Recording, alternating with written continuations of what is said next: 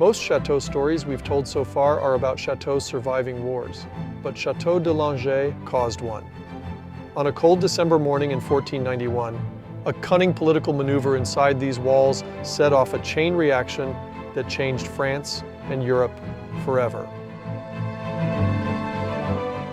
When you cross this bridge, you're stepping into 1,000 years of history. And if you think stories like this are worth telling, because they don't just preserve the past, they explain the world we live in, then like this video and subscribe, because we are saving castles, and this is Chateau de Langeais.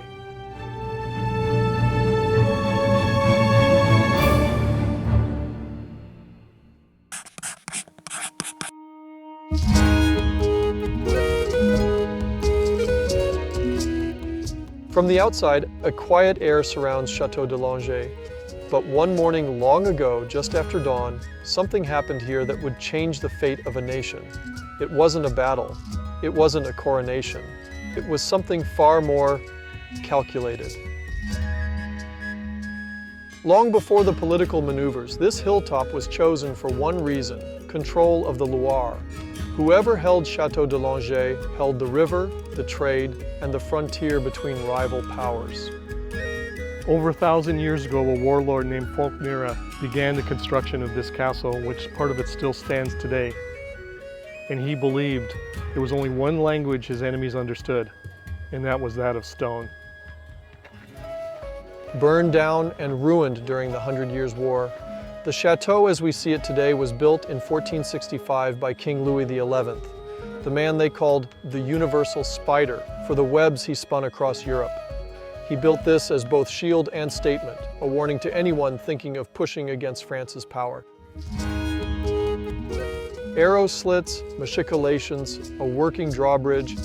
This was a chess piece on France's political board. And on one morning in 1491, it became the setting for a move that no one saw coming. But that fateful morning wasn't about keeping people out. It was about keeping a very specific group in.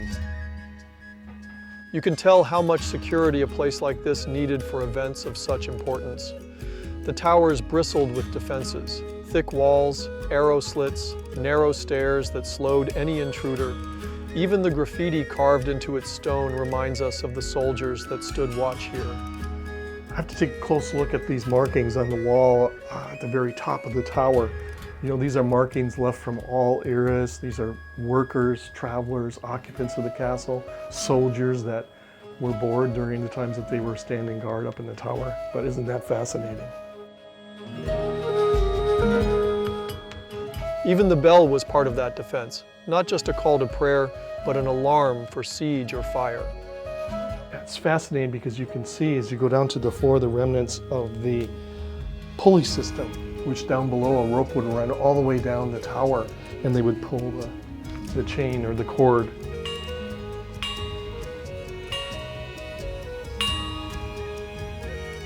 We came here looking for the moment when Chateau de Langeais stopped being just a fortress and became the stage for one of France's most decisive political plays. In 1491, the future of an entire region was decided here before breakfast.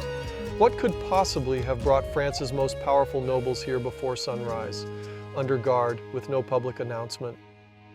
Whatever it wasn't for the people outside these walls. This was just for a select few, and it had to happen in absolute secrecy. And if the wrong person would have found out about the plan, it would have collapsed before it even began.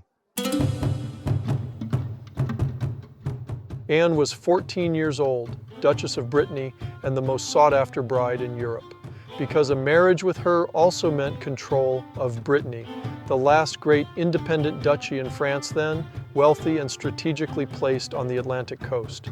But Anne was already promised to Maximilian of Austria, future Holy Roman Emperor.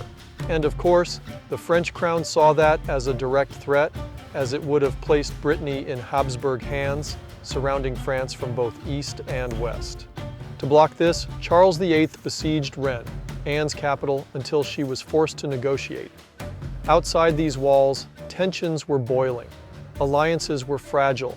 There needed to be a plan for peace, and it had to be swift, secure, and final. There was only one choice left, a secret royal marriage that would secure France against the Habsburgs. And when the fires were being lit here, the real heat were in the council rooms above. And when these doors opened again, France would be different forever.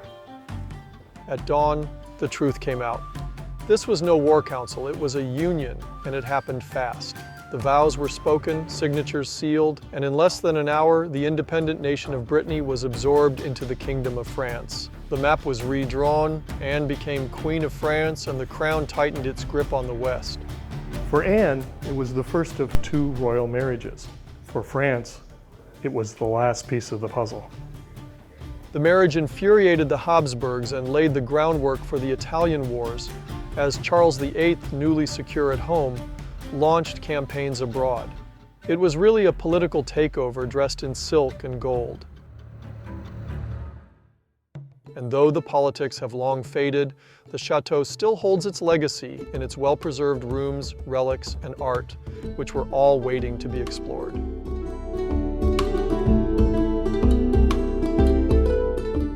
Today, Chateau de Langeais holds one of the largest surviving collections of late medieval furniture and decor anywhere in France. 16 rooms, heavy oak pieces with intricate carving, and tapestries so vivid you can almost smell the hunts, hear the battles, and feel the heat of a world long gone, but not quiet.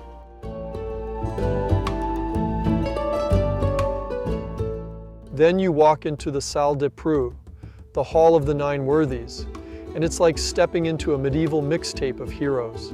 7 giant tapestries still hang here, bigger than life, glowing with color that shouldn't have survived this long. You've got Alexander the Great in full charge, Julius Caesar looking every bit the conqueror,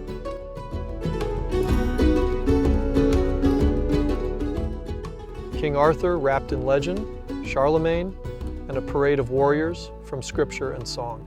It's a roll call of men every noble wanted to be compared to. But standing in the middle of this room, it doesn't feel academic, it feels heavy.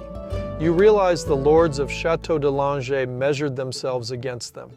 Every decision, every risk, every war judged under the gaze of heroes stitched in wool and gold. This is always very exciting when we actually see some authentic armor from the Middle Ages. A knight's armor, and this is a fantastic example from around the year 1550. You see, you cannot fake this patina. This patina has occurred over hundreds of years. And you notice, you think that maybe when a knight would put this on, that it would be hard to move.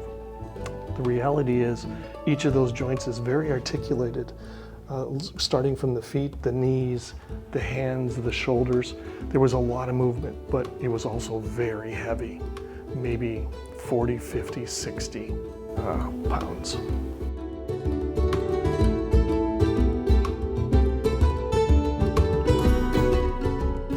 In the reliquary room, the air shifts. You're surrounded by gold and glass, bones and splinters, pieces of the divine locked up like treasure. But what stops you isn't just the relics, it's the restoration. Somebody cared enough to bring this back, to fight against dust, neglect, and time. Here's a beautiful middle-age religious reliquary. It's a casket, but you see some religious figures on the front of it. This is a recent restoration project that they just completed here at the Chateau. That's the part we at Saving Castles get excited about.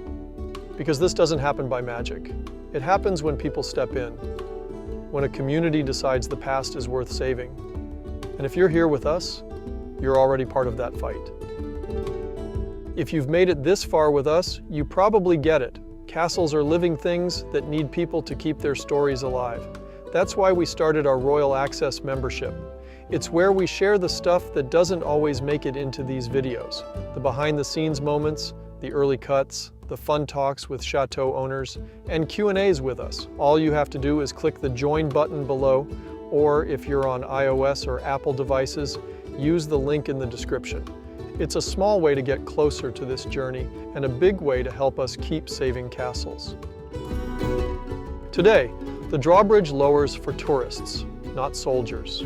The rooms are dressed in tapestries, reliquaries, and treasures that survived the centuries.